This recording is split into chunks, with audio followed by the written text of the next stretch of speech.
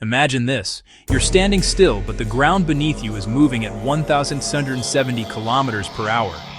And suddenly, it just stops. 1 second. That's all it takes. For oceans to crash over continents, for cities to vanish, and for life as we know it to end.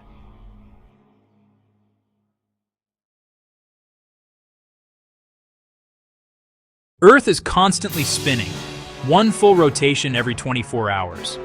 At the equator, that means we're moving at around 1,670 kilometers h without even feeling it. But what if, suddenly, for just 1 second, it all stopped?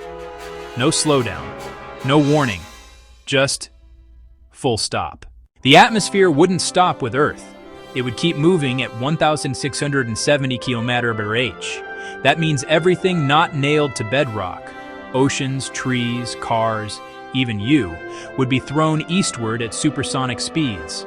Wind speeds would instantly exceed 1,000 miles per hour. That's stronger than any hurricane in history. Entire cities near the equator, like Quito, Singapore, or Nairobi, would be wiped off the map in seconds. The sudden stop would send tsunamis thousands of meters high, racing toward the poles. Coastlines everywhere would be flooded. Oceans would temporarily slosh toward the equator, drowning entire continents before gravity slowly tried to stabilize things again.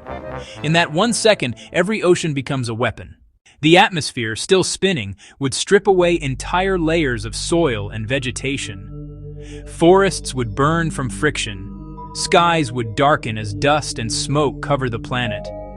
The air itself would be full of debris, deadly for anything that breathes. If the Earth somehow stopped permanently, day and night would last 6 months each. The side facing the sun would roast at more than 100 degrees Celsius, while the dark side would freeze below 150 degrees Celsius.